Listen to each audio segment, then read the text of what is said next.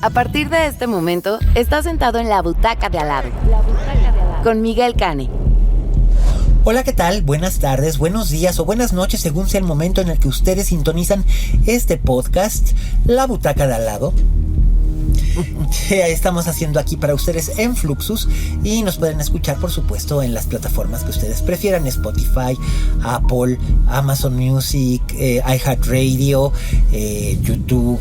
Así que estamos aquí y para mí es un placer tener acompañándome en esta mesa el día de hoy a una excepcional actriz, gran actriz mexicana de cine, de teatro, de televisión, de streaming, de cabaret, de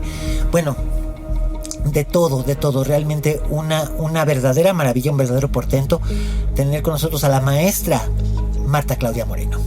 Hola, pues muchas gracias por la invitación. No, hombre, para mí es un placer, sobre todo porque en esta ocasión vamos a hablar de una película. Por primera vez vamos a hablar de una película de culto aquí en la butaca de al lado, que mucha gente me pregunta, ¿qué es el cine de culto?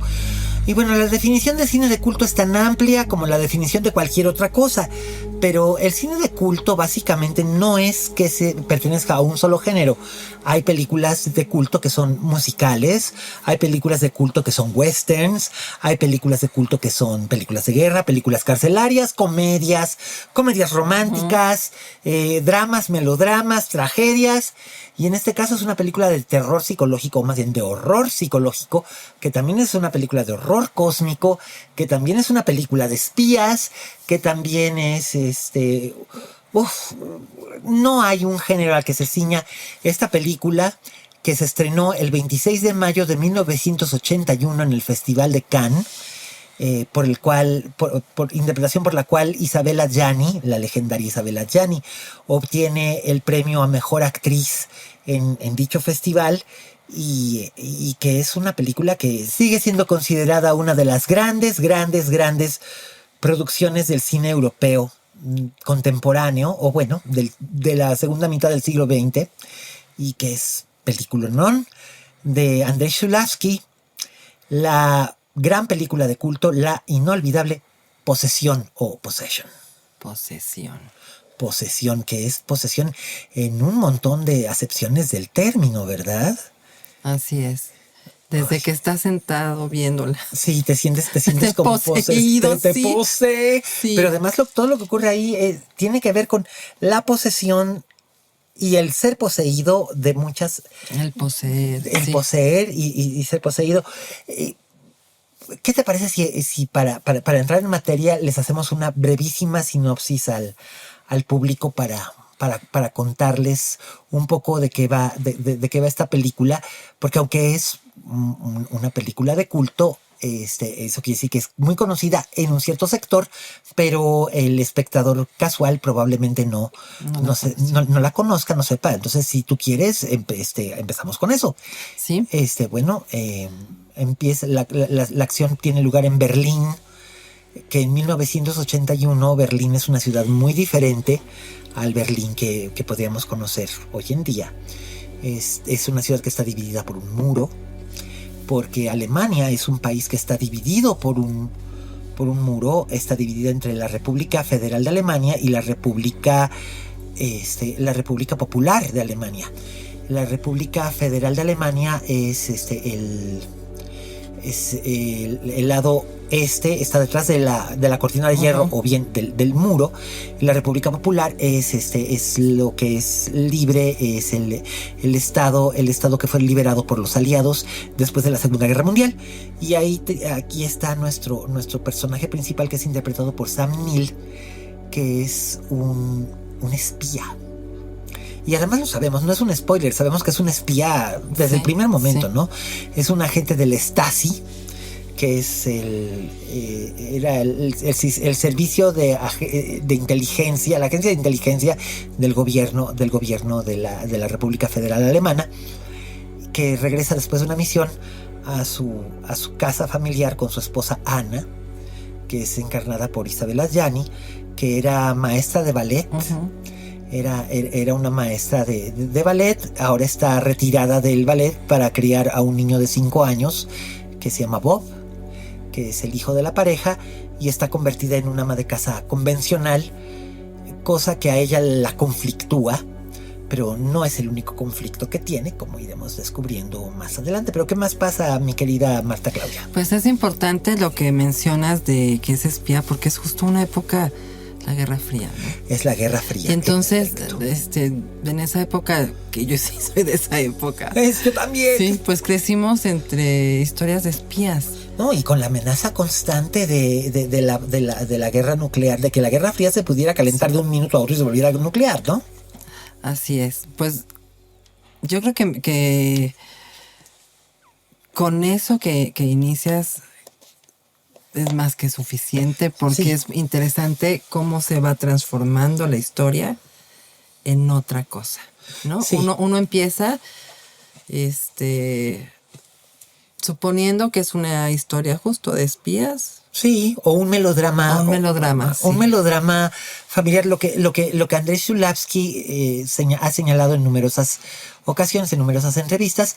Él decía que por un lado sí tenía esta inspiración de la constante tensión de la Guerra Fría, uh-huh, como un escenario, y también tomaba como referencia lo que había hecho Ingmar Bergman en Escenas de la Vida, uh-huh, Conyugal, que Ingmar Bergman hace en Escenas de la Vida Conyugal esta serie de 6 capítulos para la televisión sueca, el ejemplo más artísticamente depurado de la telenovela, del melodrama, la historia de las escenas de la descomposición de un matrimonio. Y él precisamente estaba pasando por el aspecto traumático de la disolución de su primer matrimonio, que esto también ha inspirado películas a otros cineastas, a películas a contar esto también. Por ejemplo, mencionábamos hace rato antes de entrar al aire The Brood, de uh-huh, David Cronenberg, que también se inspira en la disolución de su primer matrimonio, uh-huh, de cómo su primera esposa se mete en un culto de personalidad muy raro y se escapa con la hija, y él tiene que viajar hasta California para rescatar a la hija porque la esposa se había vuelto, había perdido completamente sus capacidades para sus capacidades mentales, porque estaba en las garras de un culto y se había llevado a la niña, ¿no? Y no es para rescatarla. Cronenberg tiene prácticamente que raptar a su, uh-huh, propia hija, y a raíz de esta experiencia traumática él crea la película The Brood del 79. Un par de años más tarde viene Zulawski con Possession, que en cierta forma tiene algunos vasos comunicantes con esa película, pero también tiene vasos comunicantes no solamente con el espionaje o la Guerra Fría. Uno piensa en la obra de John le Carré, uh-huh, por ejemplo, sino también con el horror cósmico de H.P. Lovecraft.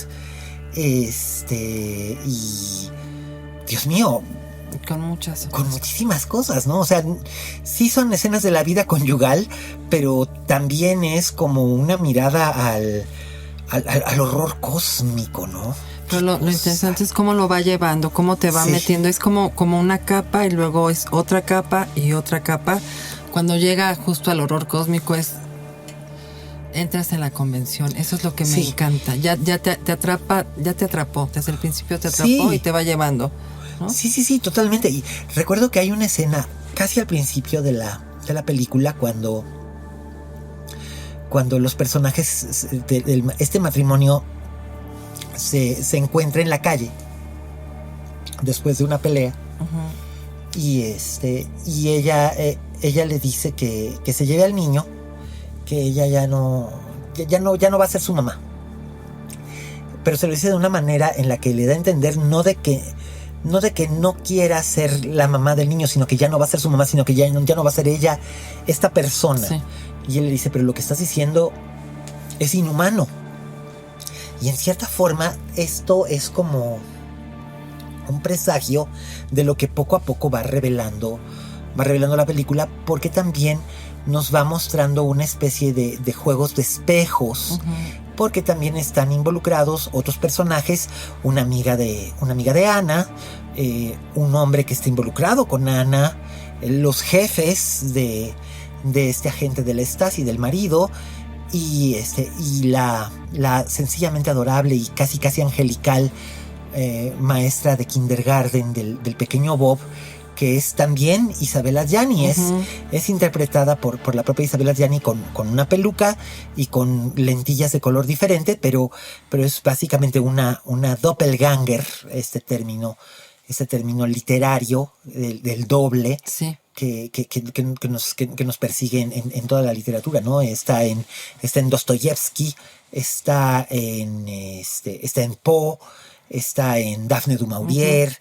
Esta idea del doble, ¿no? Este doble nuestro que puede ser o no ser, no necesariamente es nuestro gemelo, pero es nuestro doble, es alguien que es prácticamente idéntico a nosotros y al mismo tiempo es radicalmente distinto, ¿no?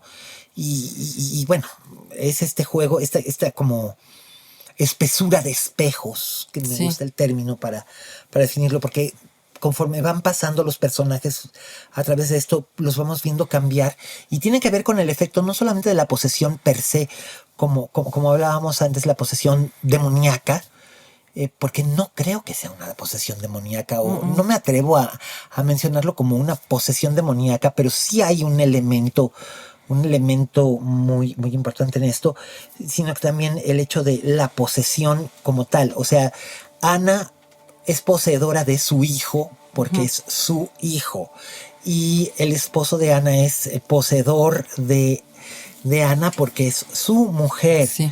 Y el amante de Ana, que no es un spoiler decirlo, se sabe desde el principio, también es el poseedor de Ana, pero hay algo que los posee a ambos, y es algo inexplicable. Es esta sensación como de dominio, de poder, pero es un juego mucho más complejo que eso, ¿no? Y sí, las metáforas.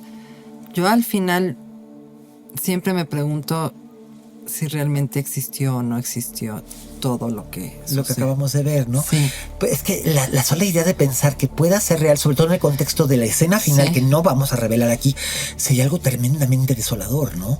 Sería como tener tener un boleto de palco para ver desde un palco literalmente el horror, ¿no? Lo innombrable, lo insoportable, el fin de los tiempos, por así decirlo, ¿no? Un apocalipsis con figuras que en parte es un poco el planteamiento que hace Zulawski, es tremendista, porque refleja el estado anímico del director cuando él escribe la película y cuando él la dirige. Él viene, como mencionaba antes, de una crisis matrimonial, la disolución de su matrimonio, una crisis con su familia. Su hijo es el objeto de una batalla legal por la custodia con la ex esposa. Además, él viene huyendo del telón de acero. Se acababa de establecer en Francia. Había perdido todo lo que había hecho antes en su carrera como cineasta. Se queda en Polonia y le comunican que ha sido destruido por orden del gobierno soviético, lo cual después resultó ser que era una falacia, que nada más se lo mandó decir la KGB para hacerlo sufrir, y casi pierde la razón. Entonces, digamos que esta película refleja esta casi ruptura de Zulawski con la realidad, haciendo uso de lo que eran géneros comercialmente muy socorridos en este periodo, porque además Posesión pertenece no solamente al género de película de culto o subgénero de película de culto, sino a ese subgénero que ya casi no existe, que eran las películas para adultos. No quiero decir por películas para adultos una película que estuviera basada específicamente en el sexo, aunque, bueno, cuando se estrenó aquí, se estrenó en el circuito de cine para adultos, el Arcadia, el Olimpia, el Venus, el Savoy y todas esas salas que originalmente se dedicaban precisamente a la proyección de películas para adultos. Sino un cine hecho para personas mayores de 18 años de amplio criterio, ¿no? Tal cual. Tal cual, ¿no? Y es algo que ahora ya no existe tanto. No, pues ya tienes acceso a todo en el celular. Pero otra cosa que también me gusta mucho, que es esta devastación de lo masculino ante la transformación de lo femenino. De lo femenino, que justo es una época de emancipación, sí, ¿no? Que el feminismo viene con mucha fuerza, es la tercera ola del feminismo. Es. Entonces creo que también ahí está permeado de todo eso, y me parece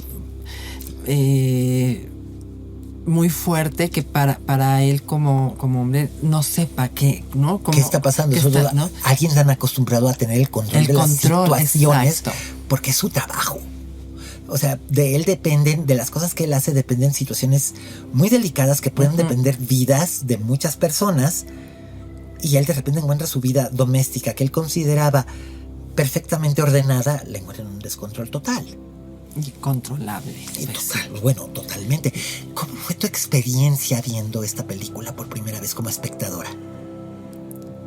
Pues yo generalmente lo primero que saboreo de una película es el trabajo actoral, y es brutal el trabajo de ellos dos. Es totalmente de un poder. Ella es, ¿no? Todo este trabajo de contención, las miradas, cómo van generando una atmósfera sin decir, ¿no? Hasta que estalla.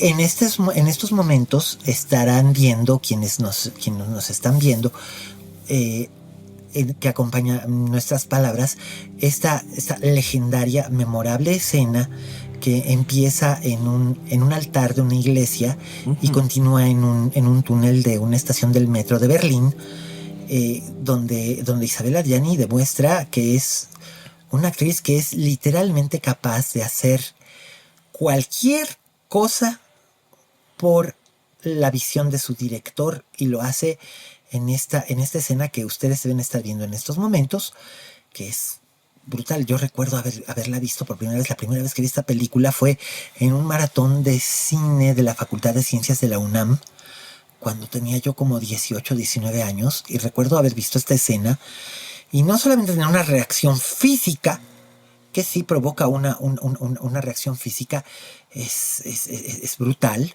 sino que también sentí escalofríos, y me abrió la mente de una forma. Nunca pensé que nadie fuera capaz de hacer una cosa semejante. Tú como intérprete, ¿cómo sientes o cómo percibiste esta secuencia con una enorme gratitud, tan mítica? Con una enorme gratitud de ver a alguien que está dispuesto a jugar hasta las últimas consecuencias. ¿Tú ya eras actriz cuando viste Posesión por primera vez? Sí, porque yo la vi, ya como a los 30, creo. 35 por ahí. No me acuerdo. Sí, pero no, o sea, no en los 90, sino la vi después. Después, ya cuando estaba disponible al público el corte original de Zulawski. Exacto. Sí, porque de esto les voy a hablar ahorita un poquito más adelante. Pero por favor, continúa. Ya me dejaste pensando en cuando la vi. Pero bueno. Lo importante del trabajo y el riesgo de ella. Cuando un actor, una actriz, sobre todo una actriz, está dispuesta a verse y exponerse, es un... En esta industria que y aparte en esa época estaba tan sobrevalorado lo estético, lo bello, lo cuidado, y ella deja todo. Literalmente sientes que es, vamos, no es un spoiler, según Zulawski, ella está teniendo un aborto espontáneo. Y sientes que está teniendo un aborto espontáneo, pero no solo eso, sientes que está, bueno, claramente, ahorita que están viendo ustedes la escena, ella vomita, ella llora, ella defeca, ella orina, ella todo. Es como si en ese momento renunciara por completo a su humanidad, y mientras está revolcándose entre leche y líquidos viscosos en el suelo de ese corredor, de esa estación del metro en Berlín, estamos presenciando como si Isabel Adjani, que venía de hacer películas como La historia del H o Las hermanas Brontë o había hecho también Cuarteto para la Merchant Ivory, o había hecho numerosas apariciones, siempre como un objeto de belleza, ¿no? Exacto. Era un objeto de belleza celestial, y aquí toma ese elemento que ella no podía extricarse a sí misma de ello porque era su naturaleza, pero lo lleva a un extremo, como tú dices, y lo rompe. Sí. Lo rompe. O sea, yo creo que no había visto una actuación así hasta muchos años después, cuando vi a Laura Dern en Inland Empire, Sí. de David Lynch, o tal vez antes Ellen Burstyn en El Exorcista, quizá, Sí. en algunas secuencias del Exorcista, Sí. pero aquí es lo que es la columna vertebral, por así decirlo, de esta película. Ustedes ya terminaron de ver ahorita la escena, entonces saben que me imagino que si nunca la habían visto, deben de preguntarse qué demonios es esto. ¿Qué está pasando? ¿Qué está pasando? Como intérprete, esto, ¿cómo lo clasificarías tú? ¿Cómo lo explicarías tú? Sobre todo, tú que no solamente eres una intérprete, sino que también has ejercido la teoría con alumnos, vamos, desde los dos puntos, el teórico y el práctico. ¿Cómo podrías explicar lo que hace Adjani con el personaje de Ana en esta secuencia, por ejemplo? Por no decir con todo el filme. Pues se entregó a la ficción ya en lo que estaba sucediendo. No sé, en el corte hay es como un ejercicio catártico, uh-huh, ¿no? Sin contención. Y tiene mucho sentido por toda la contención que va construyendo anteriormente, ¿no? Es consecuente con. Sí. Esa es la palabra, es consecuente. No es desproporcionado, ni es un acto como de actoral de exhibición. No es temeraria. No, sí es temeraria, pero no es exhibicionista. Exacto. No sé cómo. No sé si estoy siendo clara con esto.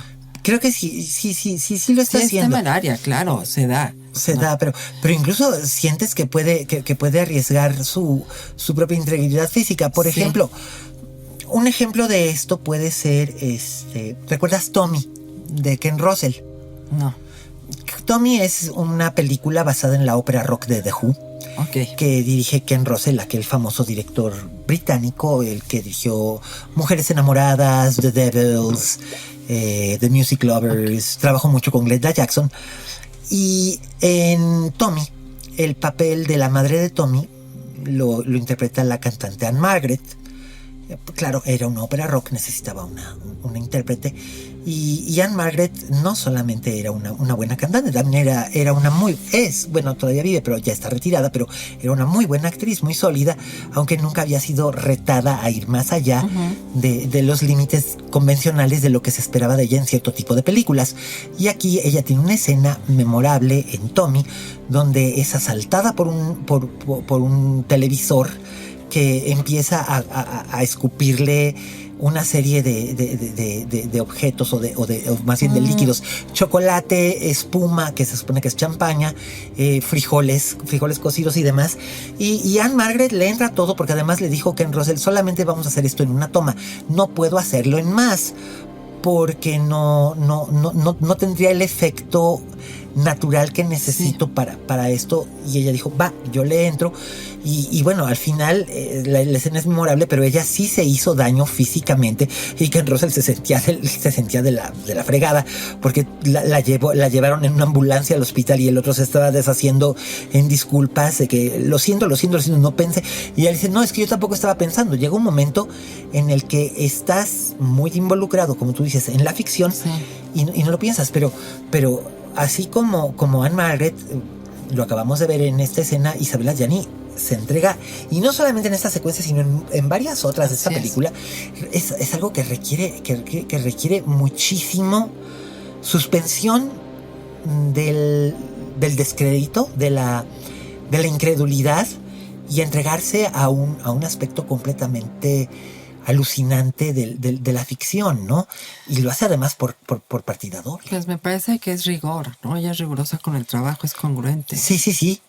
Y se nota, y te digo, además es por partida doble, porque son los dos personajes totalmente opuestos que además no conviven nunca en la misma escena. Anna o Helen, la maestra de kindergarten, y sin embargo hay una completa diferencia entre ambas, ¿no?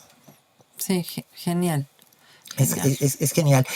Y la película en sí es probablemente una de las experiencias más viscerales que un espectador pueda tener, incluso ahora 40 y tantos años más tarde, sigue siendo igual de fuerte, ¿no? Sí, sin duda. Y lo mencionamos hace rato, el horror, ¿no? El horror, que el horror también tiene algo de una profunda tristeza, desolación. Toca tantas cosas, tantos botones. Por eso creo que es una película que hay que rever. Sí. Y además es muy catártica. Bueno, yo me supongo que debe ser muy catártica. Lo que sé de cierto por las entrevistas y los comentarios del propio Zulawski y de la propia Adjani fue que mientras estaban rodando, los exteriores sí se rodaron en Alemania, se ruedan en Berlín, los interiores se ruedan en París. Los interiores se ruedan en París, se filman en París, y ella decía que dada la intensidad de las escenas que estaban haciendo, especialmente teniendo a un niño pequeño en el set, Zulawski buscaba que el ambiente, mientras no estuvieran rodando, o sea, entre escenas, fuera lo más distendido y cordial posible para que fuera no fuera tan oneroso, tan ominoso para los intérpretes en el periodo entre tomas, ¿no? Pero me imagino, y bueno, tú tienes experiencia haciendo cine de género. Más recientemente pueden ver a Marta Claudia como parte del elenco de la impresionante película de Michel Garza Huesera, película de horror con Natalia Soldán y Alfonso Dosal, y donde interpretas a una mujer mágica. Sí. Supongo, bueno, se sabe que se busca que los sets de las películas donde se genera ansiedad, inquietud y terror en la ficción sean en la vida real lo más amenos o amables posibles, ¿no? Fíjate que desde el año pasado me ha tocado hacer mucho terror. ¿Sí? Y muchos cortos, en fin. Y es muy divertido, es agotador. Es muy agotador. Porque claro, en el momento que es la escena, ¿no? El susto, la tensión, el clímax, pues sí, todo el set está, ¿no? Denso. La atmósfera. Claro. Pero se corte y se relaja y viene pues mucha risa también, porque como alguien lo mencionaba, actuar es una aberración. Entonces, ¿no? Salimos, ¿por qué? Porque salimos de lo aberrante, es como algo totalmente fuera de la norma. De la norma, ¿no? Y sí, o sea, los actores y las actrices somos seres como muy extraños, que nos ponemos en lugares vulnerables y nos exponemos y nos divertimos haciéndolo. Entonces es ahí donde dicen que es una aberración. A mí me parece un lugar fabuloso y divertido. Como siempre lo digo, es mi lugar feliz actuar. Pero justo tiene que haber este equilibrio, ¿no? Sí, en eso estoy totalmente de acuerdo contigo, porque no puede ser todo horror. Laura Dern comentaba, precisamente hablando del rodaje de Inland Empire, que además fue un rodaje muy sui generis porque lo hacían en guerrilla, ¿no? Y lo hacían con una cámara de video, no era un rodaje al uso y no se hacía en orden cronológico. Lynch los citaba en la locación, les daba las escenas, ensayaban, hacían una leída, una lectura, un trazo, y luego por una parte los dejaba improvisar y por otra parte inventaba él mismo aspectos del trazo, hacía ok, corte, ahora intentémoslo de esta manera, en este tono. Y entonces ella decía, es por un lado es sumamente difícil y es algo que no le aceptas a todos los directores, ¿no? En este caso pues se lo aceptas a David Lynch porque es David Lynch, y me imagino que Isabella Gianni debe haber pensado lo mismo, diciendo, bueno, es Zulawski y sabe lo que está haciendo, pero es una cosa sumamente, y bueno, además ella venía a hacer el inquilino con Polanski, donde además también ella forma parte de algunas secuencias realmente escalofriantes. Sí.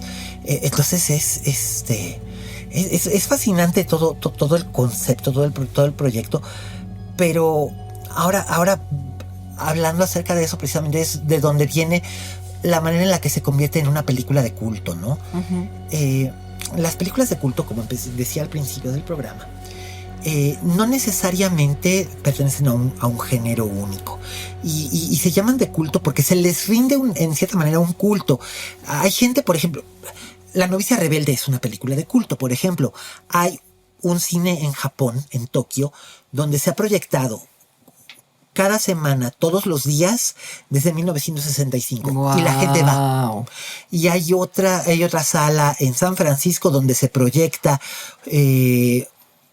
una vez al año durante una semana. Y toda esa semana va la gente disfrazada de monja o de Fräulein María o con traje de marinerito. O una vez recuerdo haber visto retratado en una revista a un hombre que fue vestido nada más con un bodysuit completamente pintado de oro porque era A Drop of Golden Sun, o sea, parte de una canción, sí. ¿No? Entonces so a Drop of Golden Sun, la nota sol. Sí. Entonces, qué cosas, ¿no? El show de terror de Rocky es probablemente la película de culto más famosa de la historia. Hay inmensa cantidad. Pero ¿por qué les llamamos de culto? ¿Tú por qué dirías que les llamamos de culto, Marta Claudia? ¿O por qué diríamos que Posesión es una película de culto, en este caso específico? No sé si pensando en la que mencionaste antes, en Rocky, que en el momento en que salen no causan tanto impacto. Uh-huh. Y cuando se revisan, de pronto empiezan a tener una serie de valores y de conectar como en muchos niveles y a mover muchas cosas en la gente. Estoy de acuerdo contigo. En el caso de Posesión, yo creo que tiene que ver un poco con lo que mencionabas, la Guerra Fría, la constante amenaza que nosotros, la generación que éramos nosotros, éramos niños en la época en la que la Guerra Fría estaba vigente. Esta sensación constante de angustia de que en cualquier momento podía estallar la guerra entre los Estados Unidos y Rusia, bueno, la Unión Soviética, y llevarnos entre las patas a todo lo que estuviera en medio. Esta sensación constante de angustia, de sentirte espiado, de sentirte que había, vamos, incluso aquí en México, ¿no? Que había, no sé, que los teléfonos estaban intervenidos. Que alguien iba a apretar un botón y adiós. Adiós, Nicanor.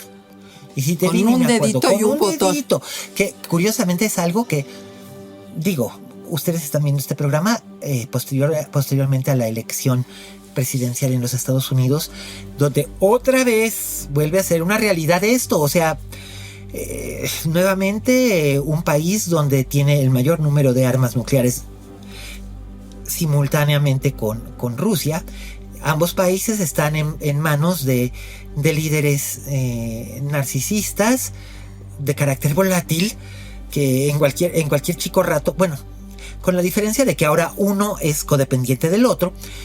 ostensiblemente, pero de todos modos estamos expuestos al mismo peligro al que estábamos expuestos cuando éramos niños, ¿no? Eso estaba pensando ahora.